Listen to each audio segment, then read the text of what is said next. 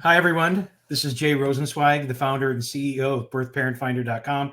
I'm so excited today to introduce Patty Garcia, who is our first recipient of our holiday giveaway for this holiday season. And Patty we will be searching for the child that you gave up for adoption in 1978, and we will not charge you for this. Hopefully, there's a reunion and everything works out great. And I just want to congratulate you, Patty, for being chosen. I thank you very much. I am so happy to be chosen, be one of the first and lucky ones to be chosen on this program, because I have been searching my son for, 44 years almost, and I am so really excited. I have no words. Well, I really hope this does work out. And tell me your story from the beginning.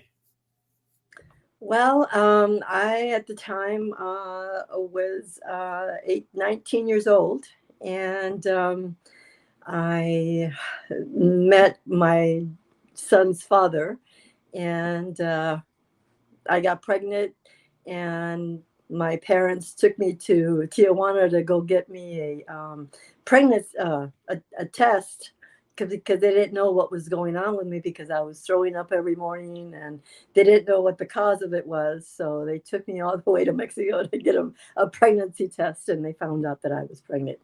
And Well, let me stop you right there. Why did they take you to Mexico? Why not the United States? because the doctor that did the pregnancy test was a family doctor, and he was very trustworthy. And my grandparents would go all the way out to Tijuana to go see this doctor, which he was very, very good. And you lived in the Los Angeles area at that time, correct? Yes, yes, I have lived in Santa Monica. I was living in Santa Monica, where I was born and raised, and until I met my husband in 1979. And you found out you were pregnant. What did you do then? Oh, I was in shock. I was like, no, I can't believe I'm pregnant. This can't be possible. I thought I was just sick, had some kind of stomach flu or something. But when I found out I was pregnant, I was really happy and sad. My parents, especially my mother, she was very upset, because at that time, um, you had to be, you couldn't be having a child out of wedlock, and when I went to St. Anne's, the unwed mother's home where they put me at, because they didn't want me to know, no, none of the family knew that I was pregnant. Only certain people in my family knew. Well, And did the birth father know? no, no, not until later that I saw his father. That's when I told him. And And you told him you put the child up for adoption, correct? yes, yes. So once I left the hospital, and this mother's home, St. Anne's, the unwed mother's home, uh, that same day that I left, they put him up for adoption. And 6 months later, that's when they found some parents for him. I have a picture of him when he was 6 months old as well. I have all his information from Queen of Angels Hospital. I have pretty much everything. So did you want to place him up for adoption? No, no, I wanted to keep my son. I really, really wanted to keep my son, but my mother told me that if I was to set one foot in that house, in her house, that I was not allowed, if I was to bring my child to the house. So in other words, I had to find another way.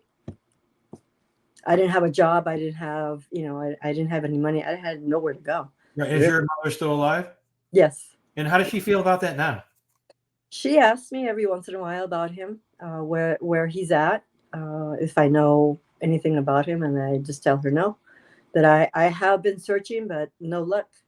And this is the reason why, my son, my oldest son, he gave me, for Christmas, like in 2017, the 23andMe, when it first came out, to do a DNA test, because he knows that I've been looking for him. I've been looking for Dominic all these years. So my DNA is out there, 23andMe and Ancestry. So you On gave both. him the name of Dominic. Yes, I gave him the name of Dominic Vachel Camacho, And where did the last name of Camacho come from? his birth father. And this Camacho person, he knows about this today? Yes, he does, because I saw him one time. My son Eric, my oldest, um, got food poisoning, and it so happens that we were in Santa Monica, and I took him to St. John's Hospital, and he was there because he was a seamstress for the hospital. He used to do the curtains, um, the curtains for the rooms. So when I was there at the hospital at the emergency, it happened that he was there, and I heard his voice, and I said, Mm. "Oh my goodness, I recognize that voice anywhere." And I just happened to peek out, and he saw me, and he asked me if Eric was our son, and I said no. I said no. I gave him up for adoption. Right. And this And was a while ago, so he doesn't know about your search now, correct? no, no, no. So you obviously have his date of birth. Mm-hmm. You obviously know what county he was born in and Yes, gave him a name.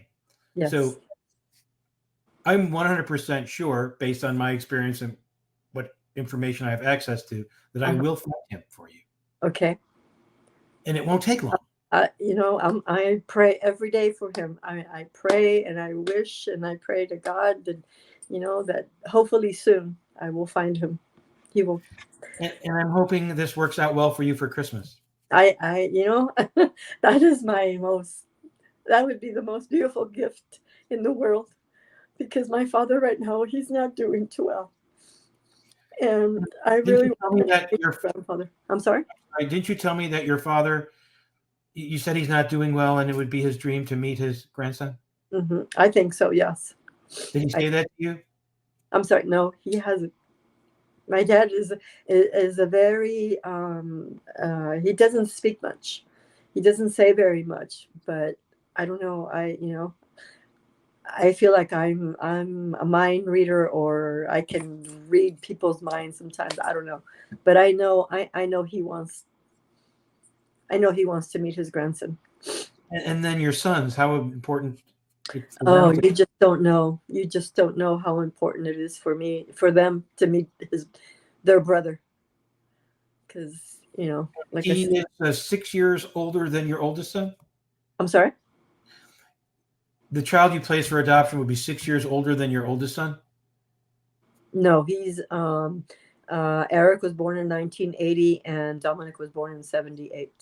Oh, okay. So you have how many sons? I have um, four, including Dominic. And then you said there's one that's 40. And what are the other ones? The next one next to Eric is he'll be 30. He's 39. He'll be 40 next year. And the youngest one is 23. Okay. And they all live in the Southern California area? Yes, yes. Wonderful. How does your husband feel about all this? Oh, he's even told me, he's even asked me about him, if I know anything about him. And I like I told you, I cry every day, and that's what I cry for. My kids. They're my one and only. Well, I'm going to do my very best to make this all work out for you, especially for the holidays. And you totally deserve this. You were Thank you. a brave young woman back in 1978, and you still are today. And we will keep you posted, Okay. probably daily, on our progress, Okay. and we'll let everyone know how this works out. Okay. Perfect. I just can't wait. I Okay. just can't wait. Okay. Thank you, Patty, very much. All righty. Thank you. Thank you, Jay. Good speaking to you.